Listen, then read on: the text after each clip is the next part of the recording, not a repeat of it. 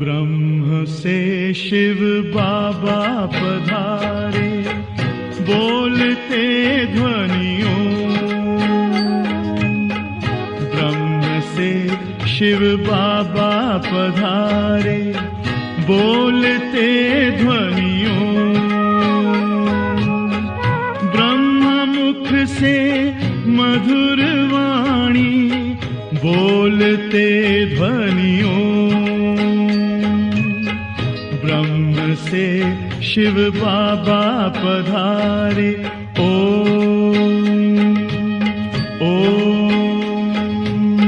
ओम शांति। आज 27 जुलाई 2024 बाबा के महावाक्य हैं, मीठे बच्चे, बाप समान रहम दिल और कल्याणकारी बनो। समझदार वह है जो खुद भी पुरुषार्थ करे और दूसरों को भी कराए।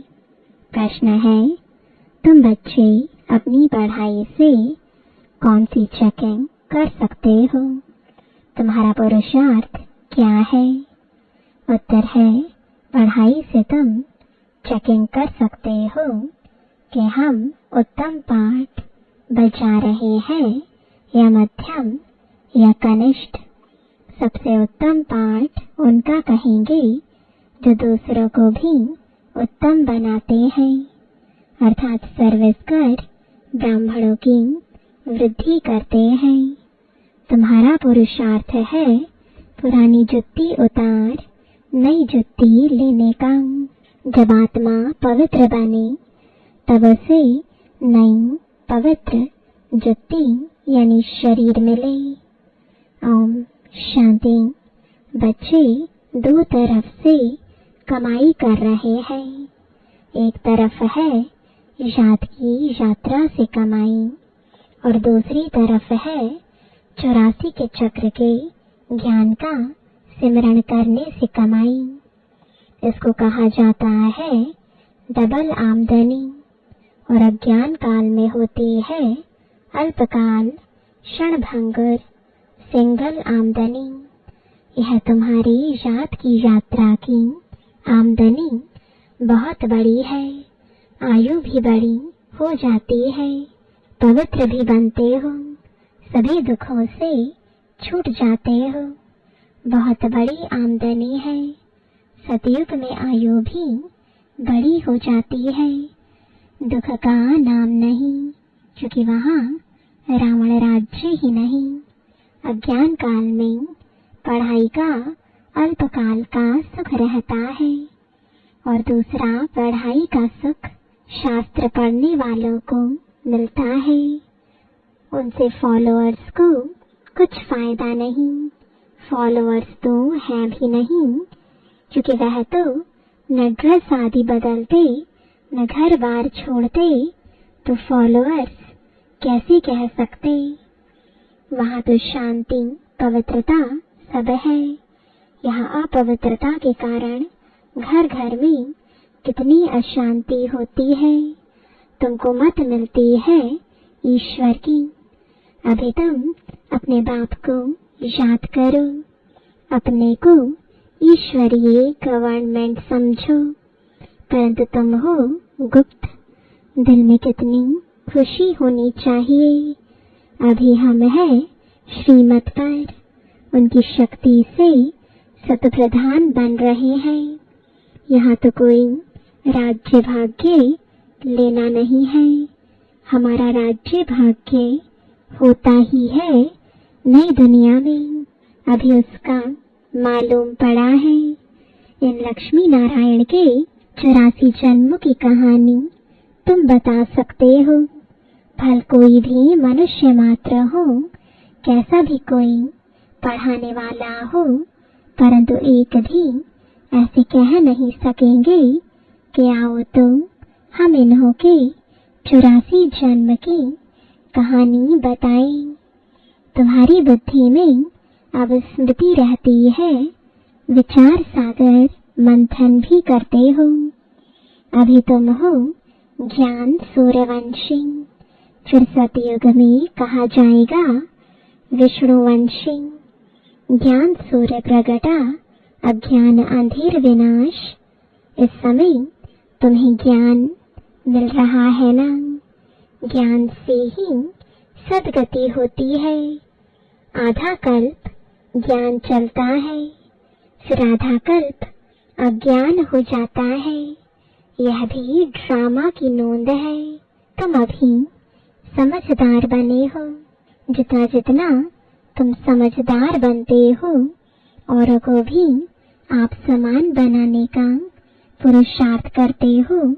तुम्हारा बाप रहमदिल कल्याणकारी है, तो बच्चों को भी बनना है।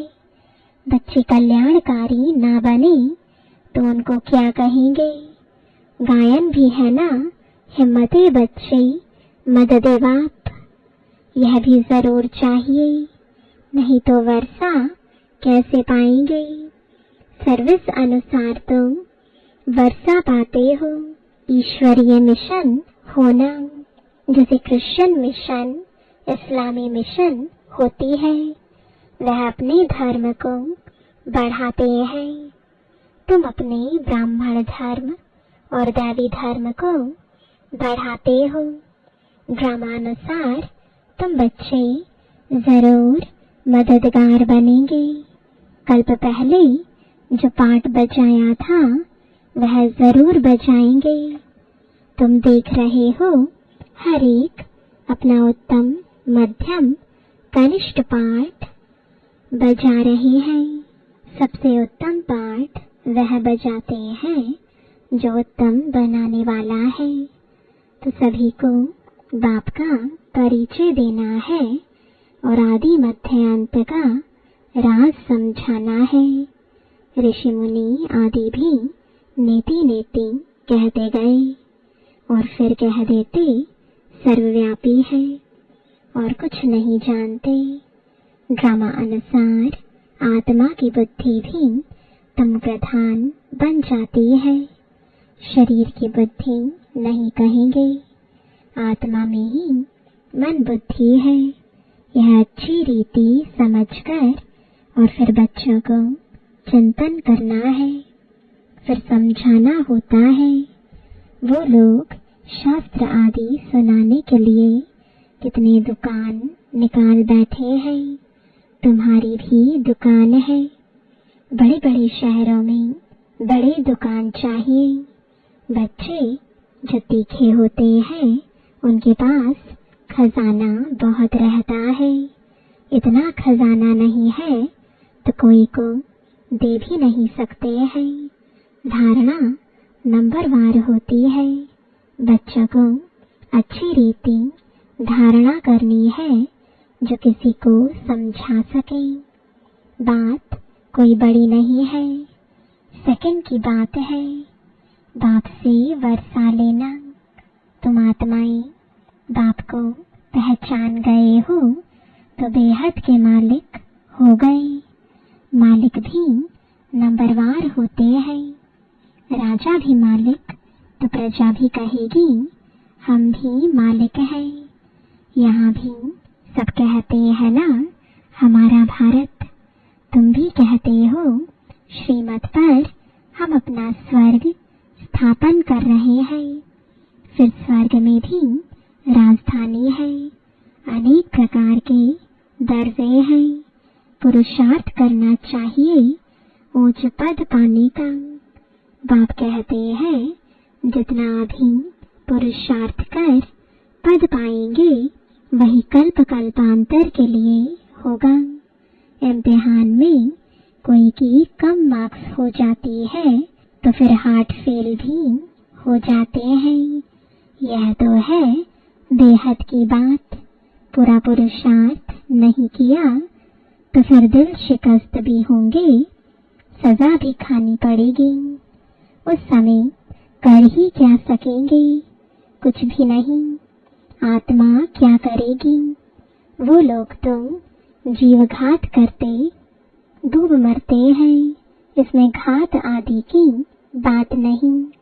आत्मा का तो घात होता नहीं, वह तो अविनाशी है।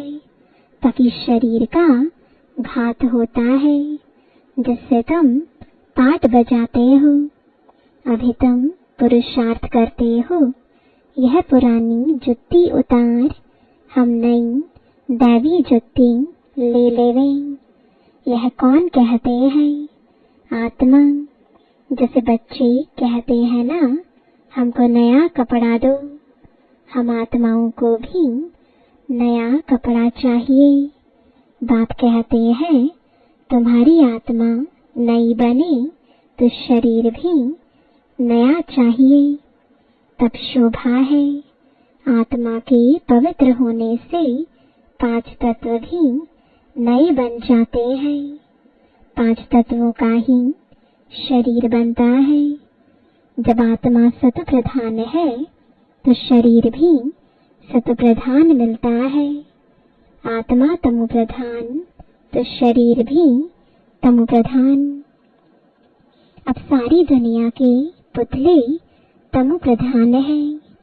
दिन प्रतिदिन दुनिया पुरानी होती जाती, गिरती जाती है। नए से पुरानी तो हर एक चीज होती है। पुरानी हो फिर डिस्ट्रॉय होती है। यह तो सारी सृष्टि का सवाल है। नई दुनिया को सतयुग, पुरानी को कलयुग कहा जाता है। बाकी इस संगम युग का तो किसको भी पता नहीं। तुम ही जानते हो यह पुरानी दुनिया बदलनी है।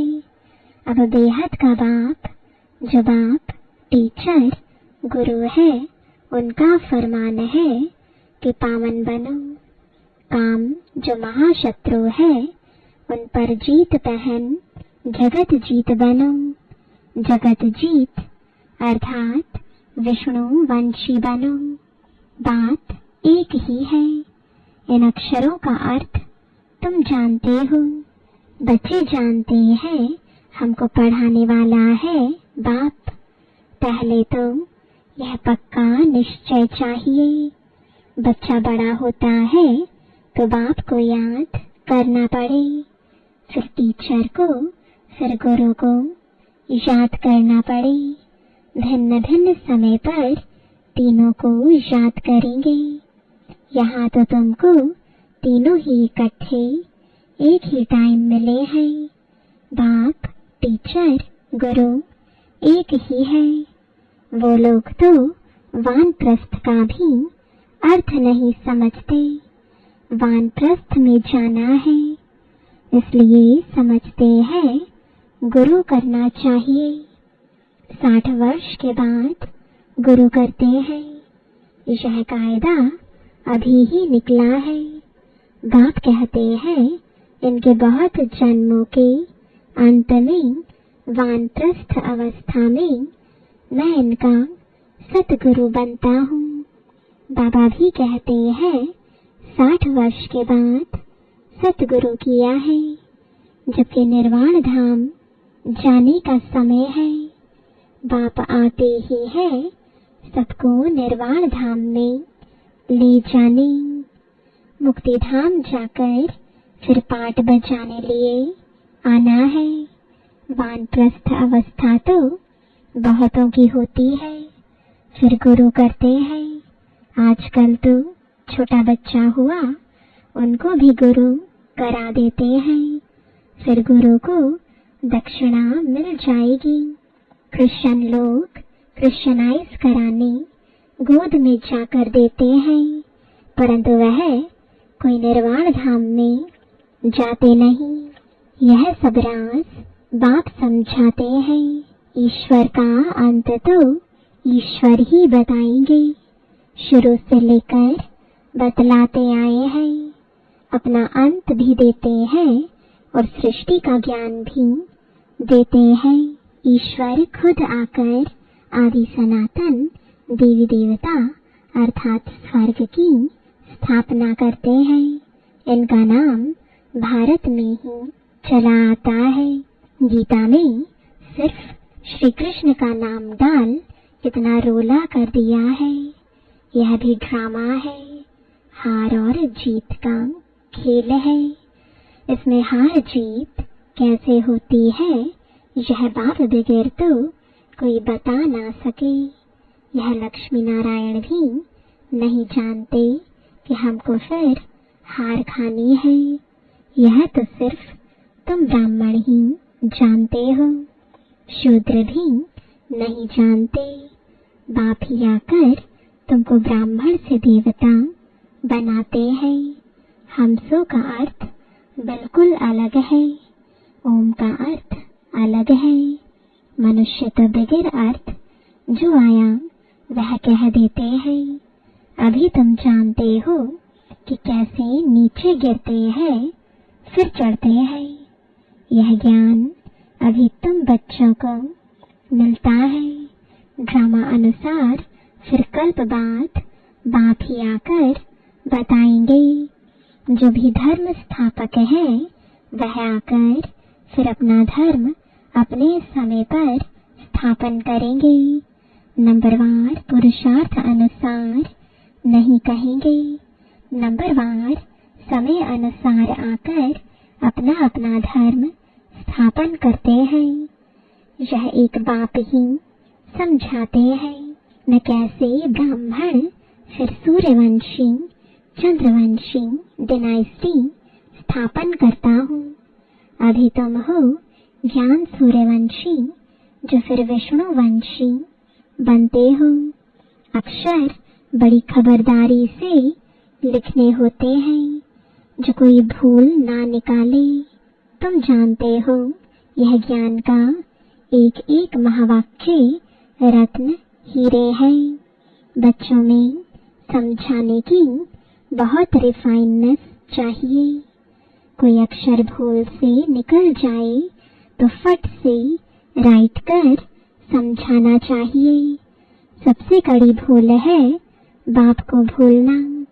बाप फरमान करते हैं माँ में कम याद करो, यह भूलना नहीं चाहिए। बाप कहते हैं तुम बहुत पुराने आशिक हो। तुम सब आशिकों का एक माशूक है। वह तो एक दो की शक्ल पर आशिक माशूक होते हैं। यहाँ तो माशूक है एक। वह एक कितने आशिकों को याद करेंगे। अनेकों को एक को याद करना तो सहज है। एक कैसे अनेकों को याद करेंगे। बाबा को कहते हैं बाबा हम आपको याद करते हैं, आप हमको याद करते हैं। अरे याद तुमको करना है पतित से पावन होने के लिए। मैं थोड़ी ही पतित हूँ जो याद करूँ। तुम्हारा काम है याद करना क्योंकि पावन बनना है। जो जितना याद करते हैं और अच्छी रीति सर्विस भी करते हैं उनको धारणा होती है।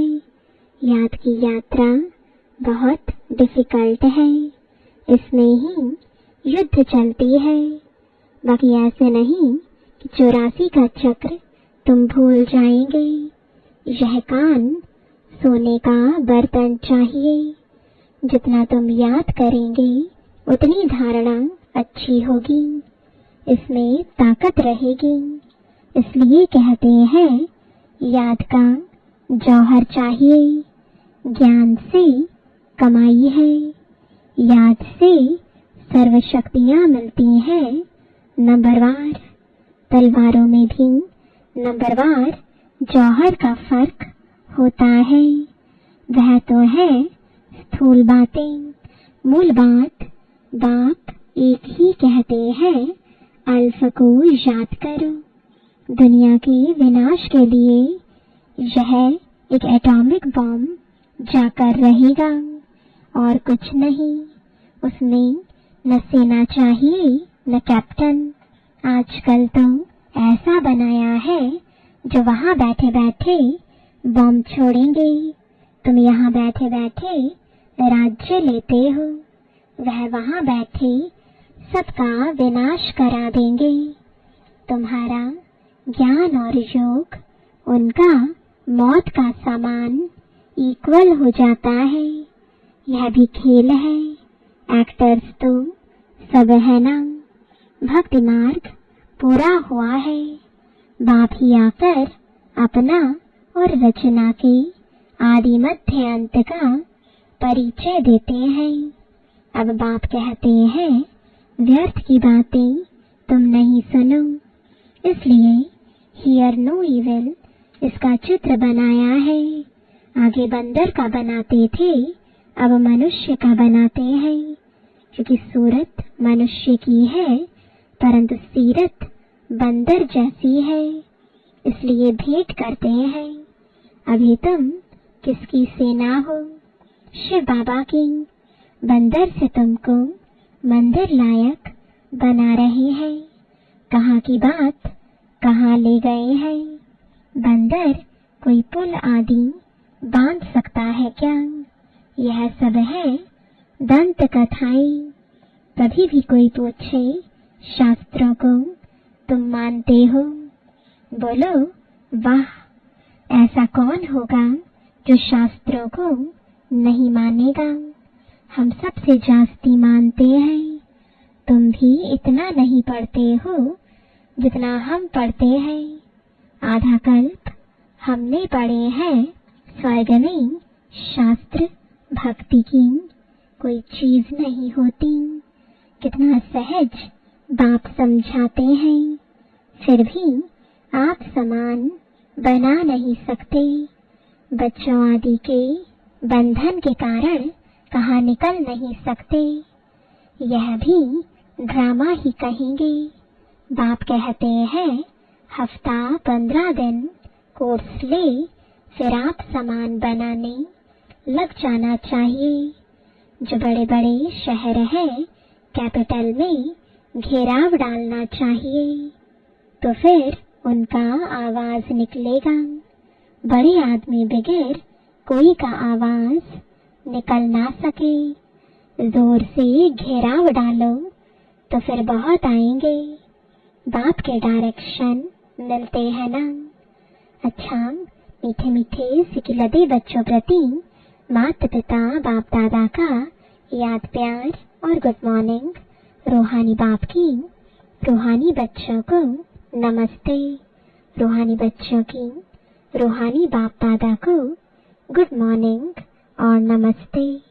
धारणा के लिए मुख्य सार है, पहला, ज्ञान और योग से अपनी बुद्धि को रिफाइन बनाना है। बाप को भूलने की भूल कभी नहीं करनी है। आशिक बन माशूक को याद करना है। दूसरा, बंधन मुक्त बन आप समान बनाने की सेवा करनी है। ऊंच पद पाने का पुरुषार्थ करना है। पुरुषार्थ में कभी दिल शिकस्त नहीं बनना है। वरदान है 1 मिनट की एकाग्र स्थिति द्वारा शक्तिशाली अनुभव करने कराने वाले एकांतवासी भव। एकांतवासी बनना अर्थात कोई भी एक शक्तिशाली स्थिति में स्थित होना। चाहे बीज रूप स्थिति में स्थित हो जाओ, चाहे लाइट माइट हाउस की स्थिति में स्थित हो, विश्व को लाइट माइट दो। चाहे फरिश्तेपन की स्थिति द्वारा औरों को अव्यक्त स्थिति का अनुभव कराओ। 1 सेकंड व 1 मिनट भी अगर इस स्थिति में एकाग्र हो स्थित हो जाओ तो स्वयं को और अन्य आत्माओं को बहुत लाभ दे सकते हो। सिर्फ इसकी प्रैक्टिस चाहिए। स्लोगन है, ब्रह्मचारी वह है जिसके हर संकल्प हर बोल में पवित्रता का वाइब्रेशन समाया हुआ है। ओम शांति।